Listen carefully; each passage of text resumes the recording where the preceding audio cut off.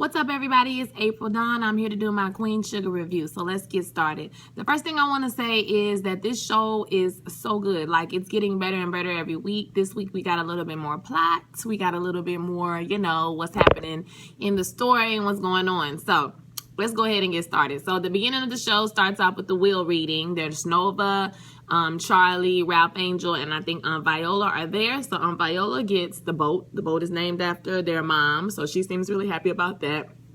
And then he gives the rest of the land, 800 acres of land, to all three of them, and he wants them to farm it, raise it, give it away to their children, and have it carry on in the family for generations, okay?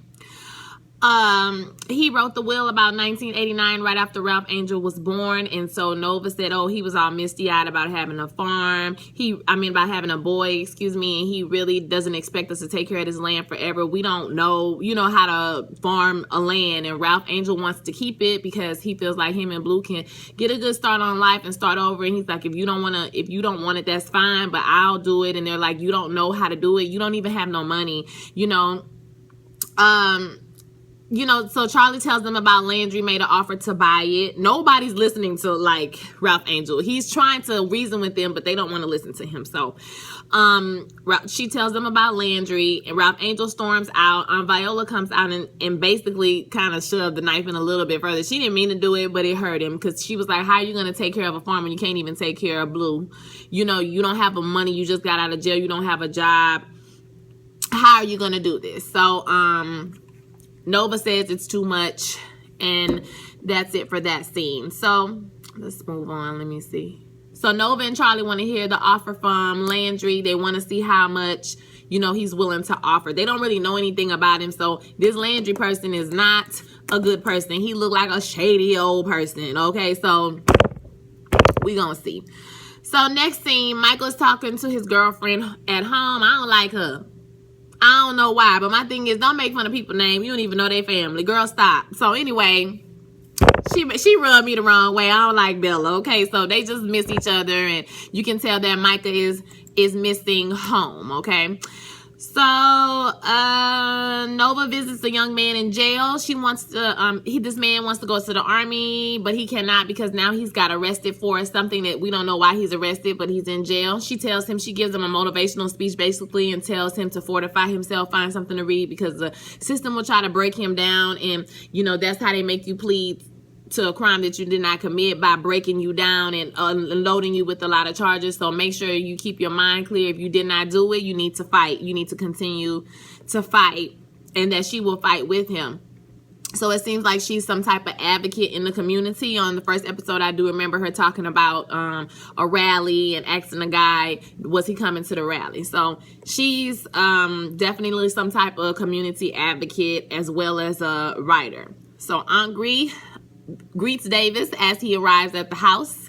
Davis get on my nerves. I don't like him. I wish that he would go away, and never come back, because he make everything about him is, I need y'all, I want y'all, I need this. You the one who went out there. Anyway, he came to the house, and Aunt Viola shaded him. Okay, she didn't even say nothing to him. She did not speak. All she did was turn around and walk in the house and close the door in his face. You can tell that Hollywood is he's the peacemaker of the family, because he tried to smooth it over a little bit. Hey, what's up? Which I don't understand, because if you had did that to my family member, I would have beat you down as soon as you hit the door. I would have turned around and walked away as soon as you hit the door. I'd have been on Viola, okay, 100. I don't fool with you at all. So he asked for some coffee. Or Hollywood offered him coffee. She said, we ain't got none. We out. Okay? He asked for some tea. We don't have none. We out. You're not welcome here. You're not welcome. So we just gonna let you know. Don't come up in here acting like you ain't do nothing wrong. So yeah, she didn't even speak to him. She paid him dust. Okay?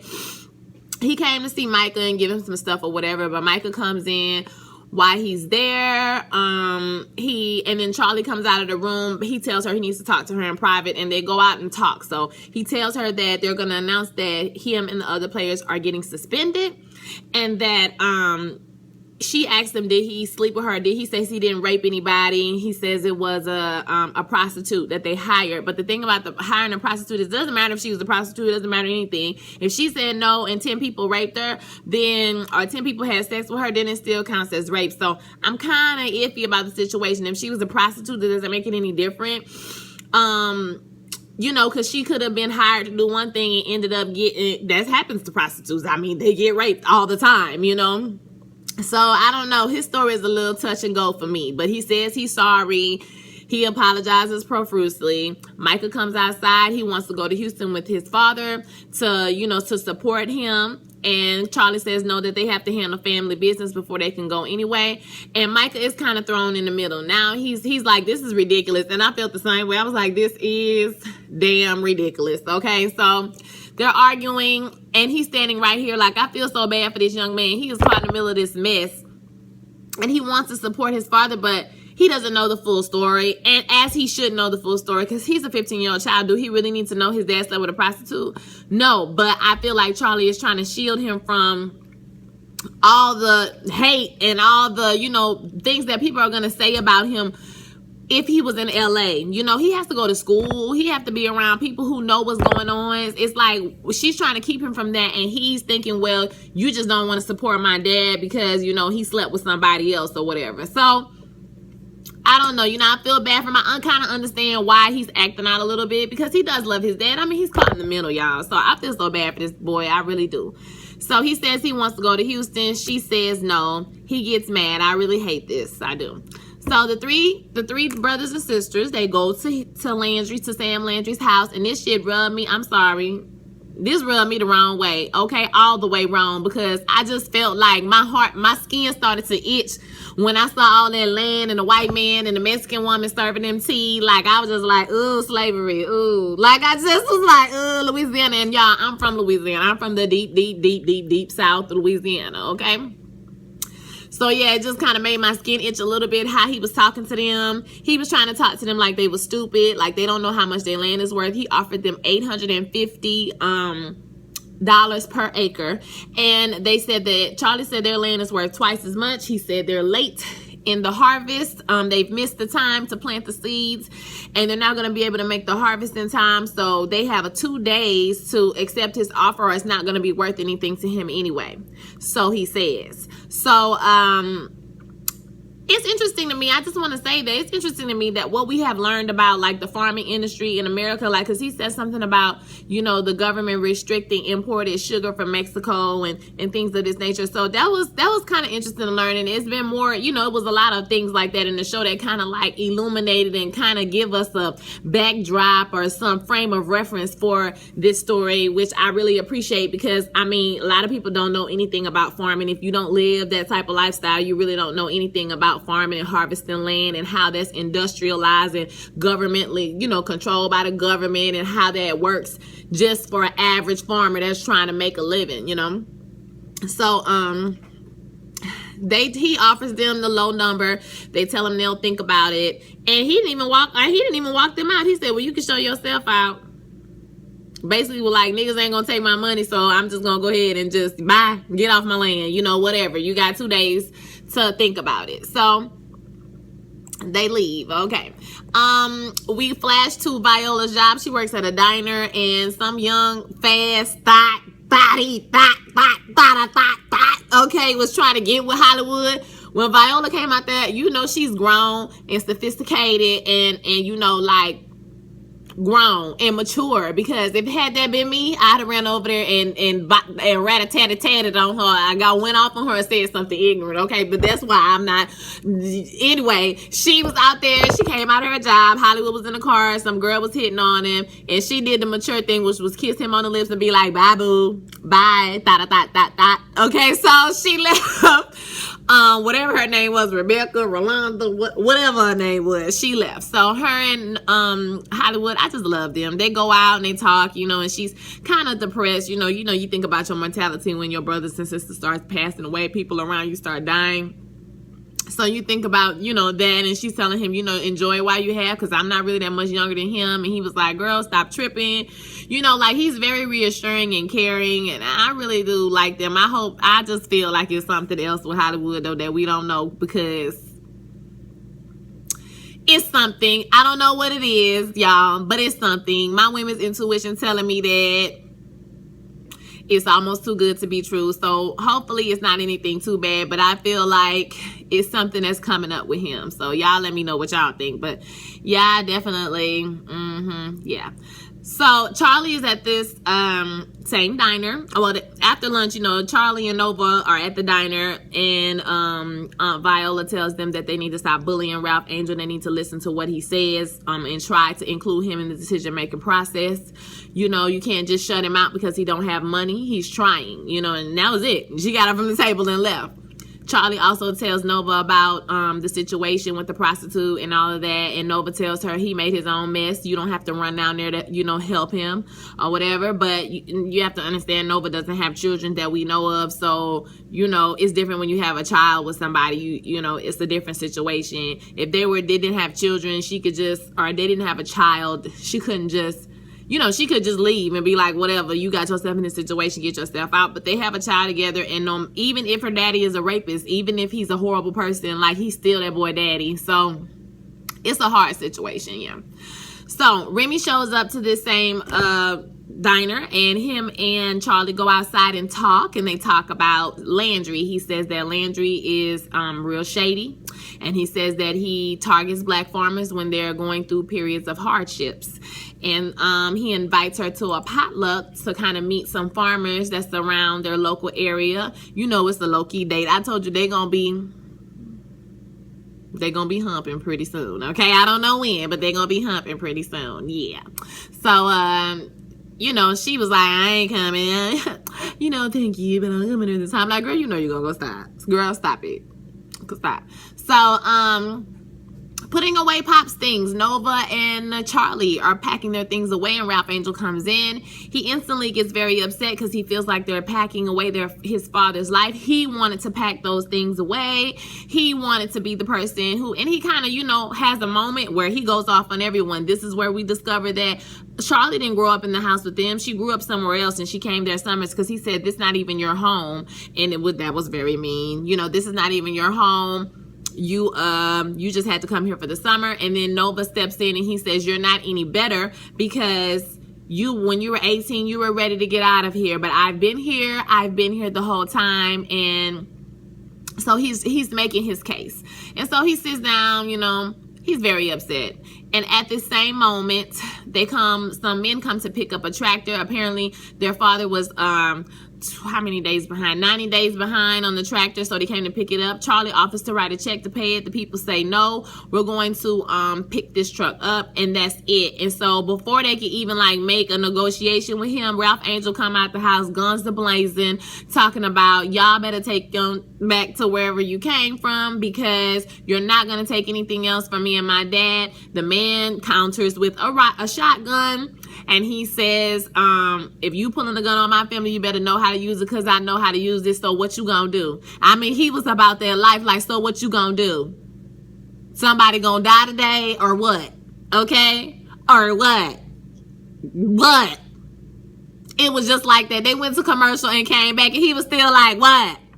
And yeah. Okay, so he what happened is Blue ran out and saw him. Instantly, you saw in his face the remorse, his decisions, because, I think a lot of times Ralph is the most complicated person on this show to me. He is the most interesting character because he's playing that role of a single father trying to be a good example for your child. He's a parolee, so he's underneath the system. Why can't you get a paycheck stub from your sister and say that you work on the farm? Or why can't the system allow you to work on the farm? You are employed, you are working. They say you have to have a paycheck. Like, it's so much red tape and everything trying to make a life. So he's trying to make a life for himself. Like, he's doing the best he can. He's trying to stay out of trouble. He wants to be a better person, but sometimes the world do beat you over the head. And just like Viola said, the world don't have no pedestal for you. So, he's really trying his best, but it's kind of hard. So in that moment, you saw him kind of regret this decision that he was making and what he was showing his child. Blue ran out on the porch, and if he had got killed, that would have ruined his son's life, you know.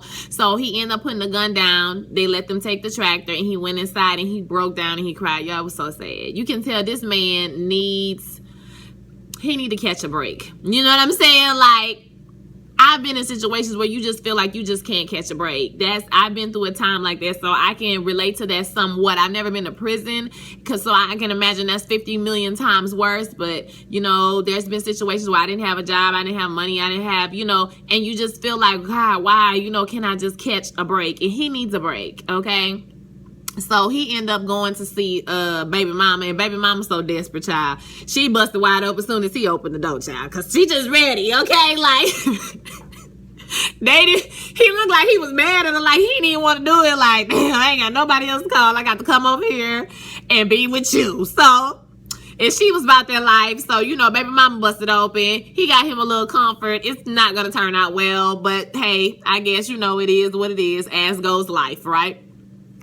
So, Charlie goes to the potluck, and we learn some more things about farming in America, like banks don't lend money to black farmers like they lend them to white farmers, and the subsidies are different for black people than white people. Her and Charlie and Remi reminisce about the dad and how he would never give up his land. She says, you know, I know you're trying to keep me from not selling the land. And then he says, y'all have options because you own the land. Most farmers have to lease their land.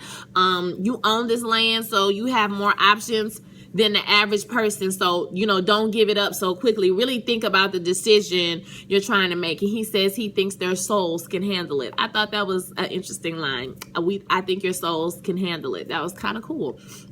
So Charlie talks to Micah when they get home and tells him that they're staying for the rest of the week to make the negotiations about the farm. Micah says he doesn't want to stay, or he's upset about it, and basically says that he wants to go to Houston. She can stay, but he's going to go to Houston. And, you know, he says that you don't care about our dad, and she says no, he's wrong. And he says, well, why aren't you supporting him? Is it because he slept with something else? And, you know, she says your father did some things, and those things are going to come out. So basically he said he going back to Houston. My thing would have been how and where. Like, how you going to get back to Houston? Because she was like, you're not going nowhere. You're 15 years old. You're not going nowhere. You're not going anywhere. And I'm pretty sure if a judge was like, hey, you know, you can't go, he got too much stuff going on. Anyway, but Micah said he going back home, and Charlie was like, you know what? Go. If you think you can go, you can handle it, go. And the issue is Micah wants to support his father, but he's going to be in a whole new city. He's going to be in Houston. So when he goes to school, or when he goes back to LA and they go to school, or wherever he ends up going to school, those kids are going to wear him out to the white meat. He's not going to be able to deal with that. Why would you put yourself, what you going to do? What you going to do? You just going to sit there? What you going to do? No, he don't need to go, but he going to go. He going to learn the hard way. So that was that. So, let's see. Where am I? Ralph Angel goes back to Darla. Yes, Ralph Angel goes to job interview, and he gets the job. The man says, well, he always said to me, parolees, you know, I guess you innocent too. This Ralph Angel said, nah, I did it. You know what I'm saying? I'm just trying to leave that life behind. It was like, oh, okay. Oh, okay. So he offers him the job that day, and he was so glad to punch that time clock, y'all. His chest was swole up. He was like I felt so good for him. He really was happy and proud to have had a job and worked a long, hard day and, you know, got good pay. So that was great. Good for him. It's going to be, so when he gets home, they decide that they have a plan to farm the land. They want him and Blue to move into the house. They, you know, Charlie's gonna do the finance, and Nova's gonna do, I forgot what it was that she gonna do, but she gonna do something, and, you know, Ralph is gonna be farming the land. He has a large part. So how is he gonna do this and work a 40-hour job a week? We have no idea. So I don't know how that's gonna work, y'all. I mean, that's a lot of pressure for one person to go to work all day long and then come home and farm. He basically would be up all night long and all day long. Like, he would never have a day of rest. Like, this Negro don't got no friends. Where's your friends? They don't have no friend that can be like, look, I need you to work for free. Like, when you can, help me out. And then when we yield the harvest, I'm going to hook you up. And then we can start, you know, make this a business or whatever to kind of get it off the ground. Like, dang, he needs some friends. And he need a good woman, okay? He don't need baby mama. Baby mama trying to get herself together. So, no, they don't need each other, and he needs somebody else. He need, and some friends to help him.